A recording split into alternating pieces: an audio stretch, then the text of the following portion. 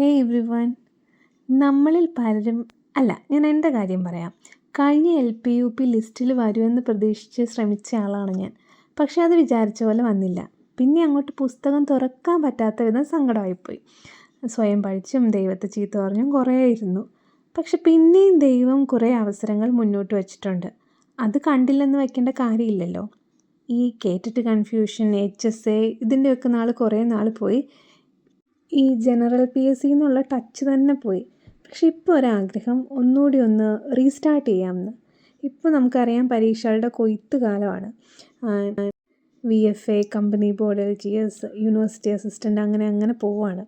അപ്പോൾ ഇനി പഠിച്ചാൽ കിട്ടുമോ എന്ന സംശയത്തിന് നിൽക്കാതെ ഇനി പഠിച്ചാലും കിട്ടുമെന്ന് ഉറച്ചു വിശ്വസിച്ച് നമുക്കൊന്ന് തുടങ്ങിയാലോ? നമുക്കിതാ ഇവിടെ മുതൽ ഒന്നൊന്ന് സ്റ്റാർട്ട് ചെയ്യാം. ആദ്യം നമുക്ക് എന്താ ചെയ്യേണ്ടത്? നമ്മുടെ ചുറ്റും ഇരിക്കുന്ന സ്ഥലം അല്ലെങ്കിൽ നമ്മുടെ സ്റ്റഡി ടേബിൾ ഒന്ന് ക്ലീൻ ചെയ്യാം.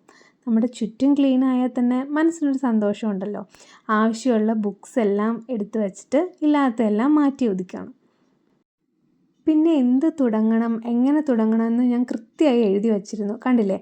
സിലബസ് എടുക്കണം, കറണ്ട് അഫയേഴ്സ് പെൻഡിങ് ഉള്ളത് എഴുതി തീർക്കണം, അങ്ങനെ. പിന്നെ ഞാൻ ചെയ്തത് എൻ്റെ മുന്നിൽ ഇനി വരാൻ പോകുന്ന എക്സാംസ് ഏതൊക്കെയാണെന്ന് കൃത്യമായിട്ടൊന്ന് നോട്ട് ഡൗൺ ചെയ്തു. ഇപ്പോൾ ഏത് എക്സാമിൻ്റെയും സോൾ എന്ന് പറയുന്നത് അതിൻ്റെ സിലബസാണ്.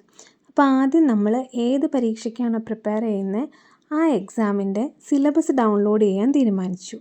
അതൊരു പ്രിൻ്റ് ഔട്ട് എടുത്ത് കയ്യിൽ സൂക്ഷിക്കാനും തീരുമാനിച്ചു.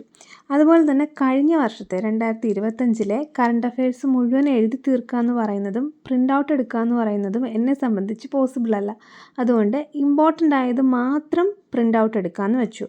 പക്ഷേ ഈ വർഷത്തെ, അതായത് 2026 ജനുവരി, ഫെബ്രുവരി ഈ 2 മാസത്തെയും കറണ്ട് അഫയേഴ്സ് പ്രിൻ്റ് ഔട്ട് എടുക്കാമെന്ന് വെച്ചു. അതുപോലെ തന്നെ മാർച്ച് 1 തൊട്ട് മുടങ്ങാതെ കറണ്ട് അഫയേഴ്സ് എഴുതി വയ്ക്കാനും ശ്രമിച്ചു. കാരണം നമ്മൾ ഒത്തിരി കൂടി വരുന്തോറും പിന്നെ നമുക്ക് എഴുതാൻ മടിയാവും. അപ്പോൾ അന്നുള്ളത് എഴുതി പോവുകയാണെങ്കിൽ നമുക്കത് പെൻഡിങ് ഇല്ലാതെ ഇരിക്കും.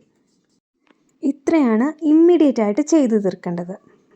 അതുപോലെ ഞാൻ തീരുമാനിച്ച ഒരു കാര്യമാണ് PSC ബുള്ളറ്റിൻ ജനുവരി തൊട്ട് മുടക്കമില്ലാതെ മേടിക്കണം എന്നുള്ളത്.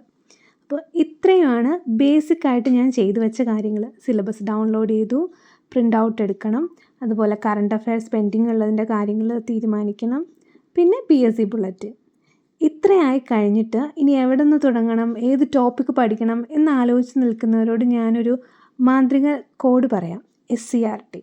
അതെ, ഒരു ബ്രേക്ക് കഴിഞ്ഞിരിക്കുന്നവരോടും കുറച്ച് മടിയൊക്കെ പിടിച്ചിരിക്കുന്നവരോടും തുടങ്ങാൻ എവിടെ നിന്ന് തുടങ്ങണം എന്ന് ചോദിച്ചാൽ നമുക്ക് SCERT സ്റ്റാർട്ട് ചെയ്യാം.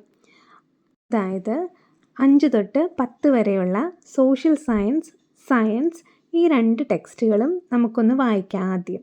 ഇപ്പോൾ 5ലെയൊക്കെ സോഷ്യൽ സയൻസിൻ്റെ ഫസ്റ്റ് ചാപ്റ്ററൊക്കെ ഒരു കഥ വായിക്കുന്ന പോലെ വായിച്ചിരിക്കാവുന്ന ചെറിയ കണ്ടൻറ്റ് മാത്രമുള്ള ടെക്സ്റ്റാണ്.